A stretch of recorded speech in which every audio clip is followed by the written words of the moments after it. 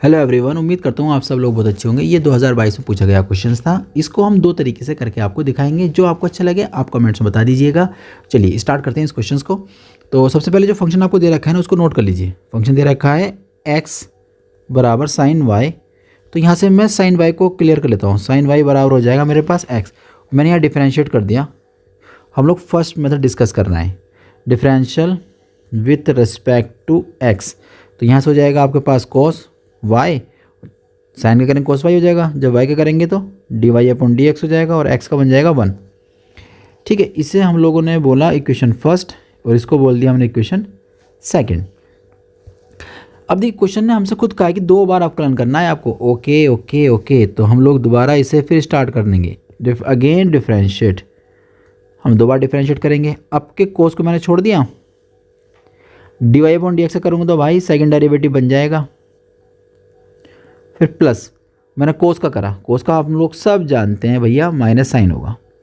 कोस का हुआ, आप कोस का एंगल जो है उसका करेंगे तो y का तो dy अपॉन dx बन जाएगा।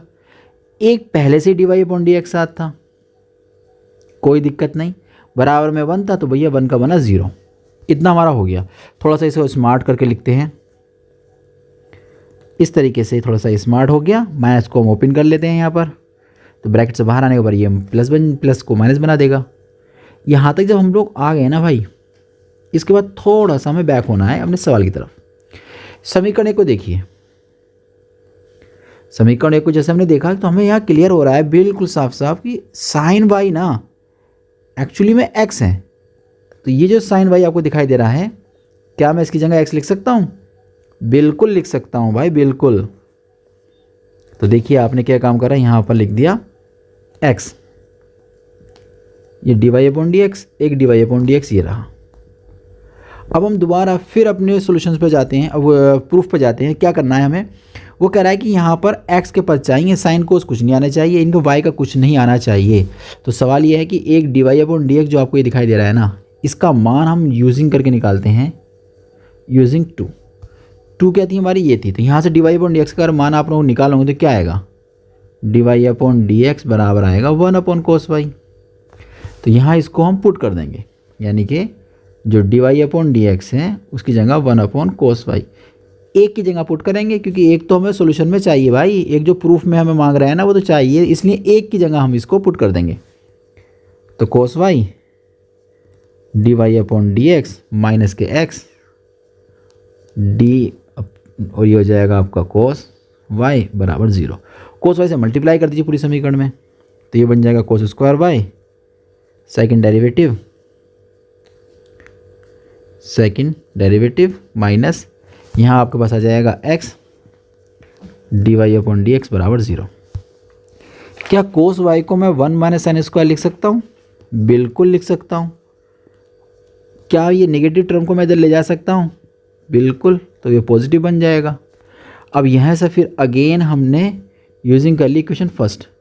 जो साइन है ना, जो साइन वाई है उससे हम क्या लिख सकते हैं, x लिख सकते हैं। तो यहाँ हो जाएगा 1 माइनस के x square second derivative is equal to x first derivative.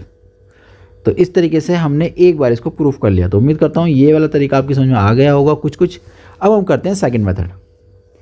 हम लोगों ने इतना तो कर लिया था, साइन y को हमने x बोल दिया था ना यहाँ पर, तो ये y का मान क्लियर कर लेते हैं। तो साइन को भाई को भेज देते हैं इधर, तो साइन भाई जाएंगे इधर, तो साइन भाई बन जाएंगे साइन इनवर्स। इसके बाद कर दो उसको differentiate, differential with respect to x।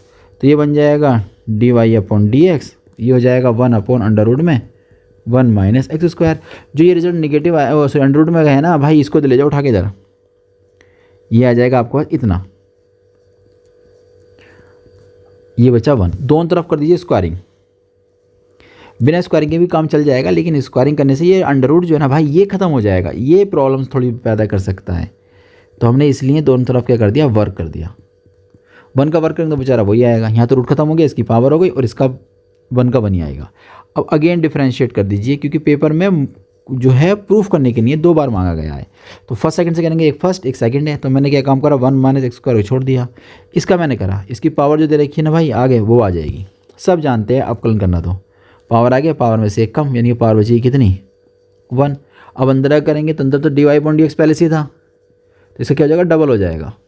Okay, अब प्लस इसको तो हमने कर लिया, अब इसका करेंगे 1 का 0, एक्स स्क्वायर का बनेगा 2x, और ये फंक्शन अब इस बार ऐसे ही आ जाएगा और बराबर में चल रहा था हमारे पास, 1 की जगह हो जाएगा 0।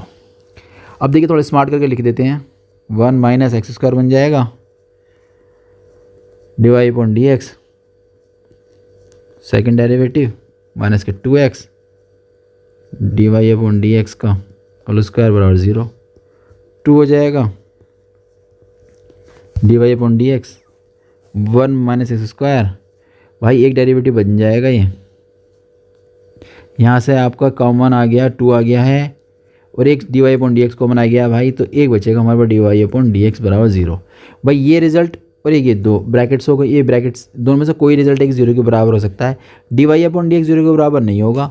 अगर ये 0 के बराबर हो जाएगा ना तो यहाँ थोड़ी सी प्रॉब्लम हो जाएगी ना। देखो मैं जो कहना चाह रहा हूँ समझिए, एक तो 2 0 के बराबर नहीं हो सकता, dy अपॉन dx 0 के बराबर नहीं हो सकता, इसका मतलब कौन होगा, ये वाला जो फैक्टर है वो 0 के बराबर होगा।